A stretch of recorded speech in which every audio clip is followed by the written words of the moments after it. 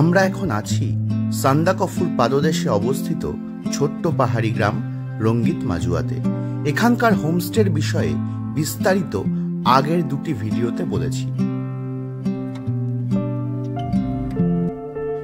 আজ হোমস্টে ওনার রাজীবজির সাথে চলেছি হাইকিং করতে।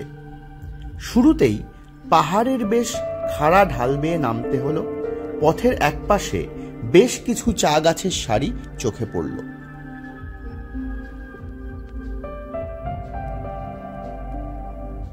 একটু এগোনোর পরেই জঙ্গলের মধ্যে আমাদের চলার পথে পড়ল একটি শুকনো পাহাড়ি নালা। এগুলো মূলত বর্ষার জলে পুষ্ট।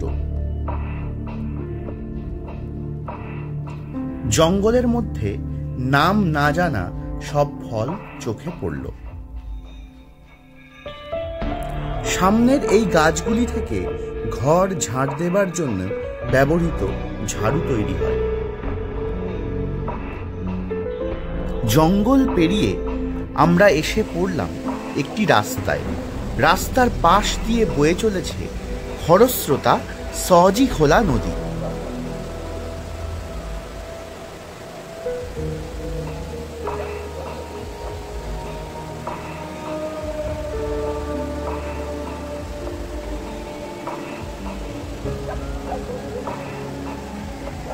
গাছপালার ফাঁক দিয়ে দেখা গেল একটা হোমস্টে।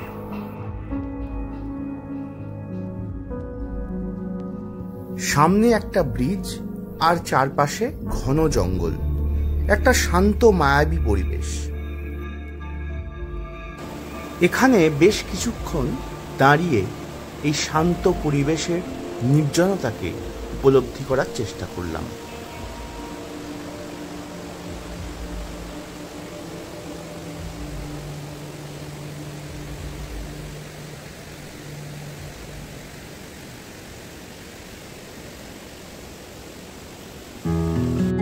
এরপর আমরা এসে উপস্থিত হলাম নদীর একদম পাশে অবস্থিত একটি ছোট্ট হোমস্টেতে। নদীর একদম পাশে অবস্থিত হওয়ায় নদীর বয়ে চলার শব্দ ছাড়া আর অন্য কোনো শব্দই এখান থেকে শোনা যায় না। সারাদিন নদীর দৃশ্য আর তার বয়ে চলার শব্দ শুনতে শুনতে নিজেকে সময় দেবার জন্য এটি একটি আদর্শ জায়গা। হোমস্টের সাদামাটা ঘর দু এক রাত কাটানোর পক্ষে যথেষ্ট, তবে বিলাসিতা আশা করাটা নিতান্তই বাতুলতা। বাথরুমও মোটামুটি বেশ পরিষ্কার পরিচ্ছন্নই বলা যায়।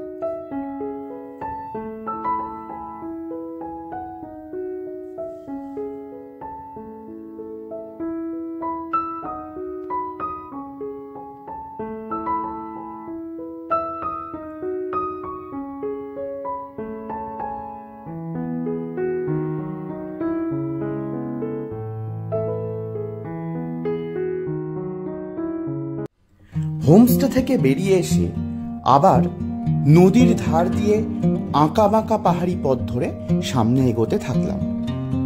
হোমস্টে ওনার রাজীবজি আমাদেরকে সবকিছু বোঝাতে বোঝাতে এগিয়ে নিয়ে চললেন।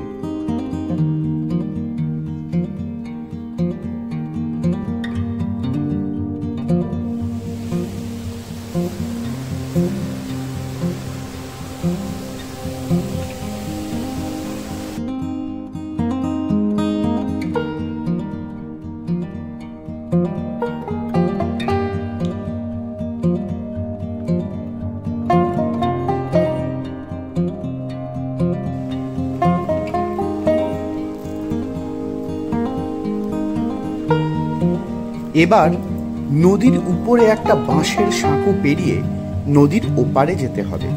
সাধারণত স্থানীয়রা গবাদি পশুর ঘাস সংগ্রহের জন্য এসব সাঁকো তৈরি করে থাকেন। সাঁকো পার হবার সময় বেশ রোমাঞ্চ অনুভূত হতে লাগলো।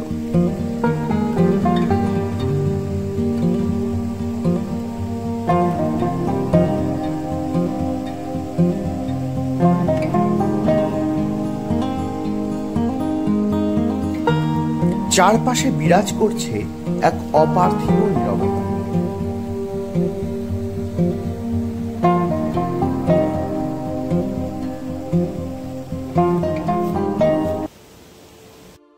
বাঁশের সাঁকো পেরিয়ে নদীর অপর প্রান্তে পৌঁছানোর পর আবার শুরু হলো আমাদের পথ চলা।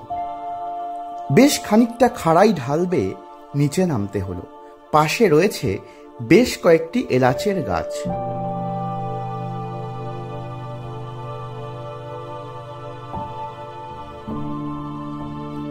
সন্তর্পণে পা ফেলে সামনের দিকে এগোতে থাকলাম।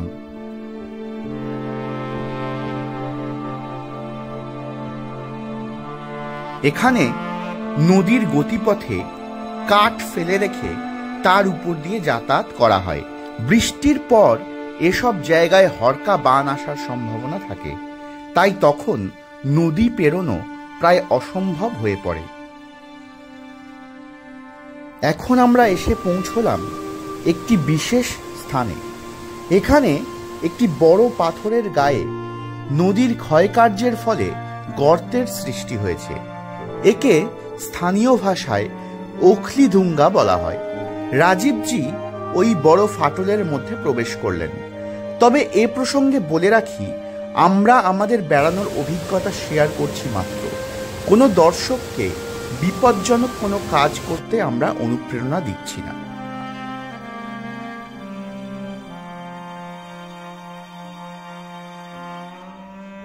আঁকাবাঁকা পাহাড়ি পথে চলা একটা রোমাঞ্চকর অনুভূতির ব্যাপার, আর সেই রোমাঞ্চ আরো বহুগুণ বেড়ে যায় যদি সেই পথ হয় ঘন জঙ্গলের মধ্যে দিয়ে। আমাদের চলার পথে আরো বেশ কয়েকবার পড়ল বিভিন্ন ঝর্ণা এবং সজি খোলা নদী।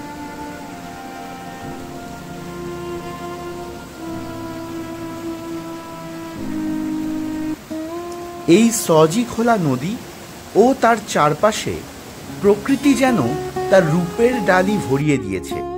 কখনো ছোট ছোট ঝর্ণা, আবার কখনো ঘন জঙ্গলের মধ্যে দিয়ে বিস্তৃত পাহাড়ি পথের রূপ ধরে সেই সৌন্দর্য আমাদের মনকে ভরিয়ে তুলছিল এক অনন্য অভিজ্ঞতায়। সজি খোলা নদী তার আপন খেয়ালে বয়ে চলেছে। ঘন জঙ্গলের মধ্যে দিয়ে এগোতে এগোতে আমরা এবার আরো একটি বিশেষ স্থানে এসে উপস্থিত হলাম। বলতে পারেন এটি আমাদের হাইকিং এর ক্লাইম্যাক্স পর্যায়। চারিপাশে পাহাড়ের উঁচু দেওয়াল দিয়ে ঘেরা এই বিশেষ জায়গায় রয়েছে একটি বড় আকারের ঝর্ণা, যাকে মহাবীর ফলস নামেও ডাকা হয়।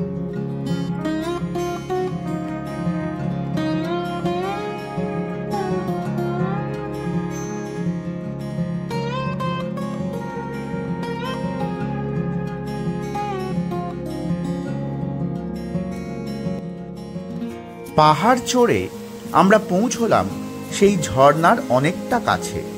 পাহাড়ের উপর থেকে সজি খোলা নদী এখানে ঝর্ণার আকারে ঝরে পড়ে পাহাড়ের নিচে নেমে গিয়েছে।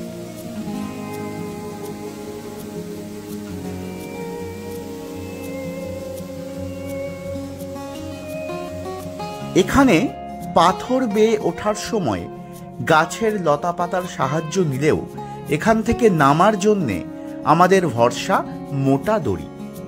রাজীবজি সেই দড়ি নিয়ে নামার পথ তৈরিতে ব্যস্ত হয়ে পড়লেন।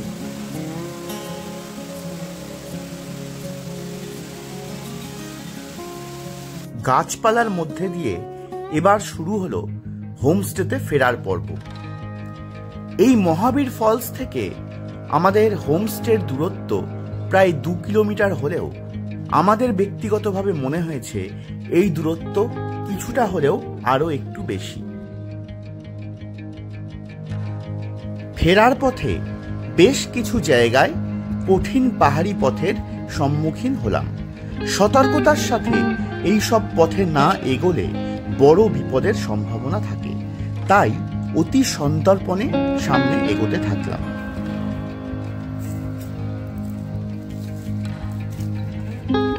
দুরুদুরু বুক নিয়ে যতই সামনে এগোতে থাকলাম, মনের যত আশঙ্কার ভয় ততই দূরে সরে গিয়ে এক রোমাঞ্চকর অনুভূতি বোধ হতে লাগল।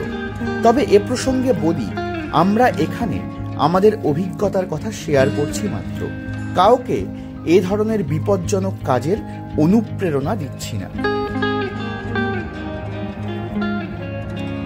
এখন শীতকাল হওয়ায় পাহাড়ের গায়ের ছোট ছোট ঘাস বা লতা পাতার বেশিরভাগই শুকিয়ে গিয়েছে, আর সেই কারণে চলার পথে গ্রিপ করতে খুব অসুবিধা হচ্ছিল। তবে সমস্ত অসুবিধাকে সঙ্গী করেই আমরা সামনের দিকে এগোতে থাকলাম।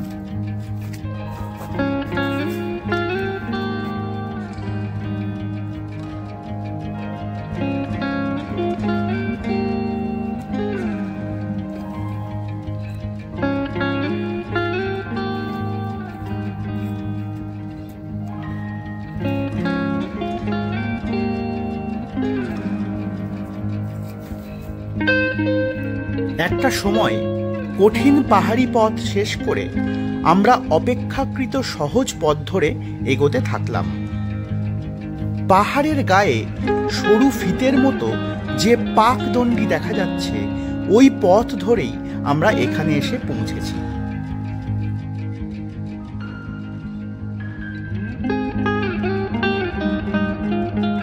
আরেকটু চলার পরেই আমরা রঙ্গিত মাজুয়া গ্রামে এসে পৌঁছলাম।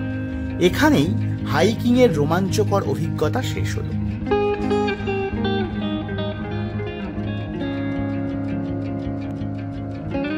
রঙ্গিত মাজুয়ার কুইন্সল্যান্ড হোমস্টে ওনার রাজীবজির আতিথেয়তা এবং এখানকার বন্য প্রাকৃতিক পরিবেশ আমাদের মনে এতটাই রেখাপাত করেছে যে আজও অবসরকালে সেই স্মৃতিকে রোমন্থন করে আমরা এক সজীব অনুভূতি লাভ করি। চ্যানেলটিকে সাবস্ক্রাইব করে আমাদের পাশে থাকার জন্য একান্ত অনুরোধ রইল। ধন্যবাদ।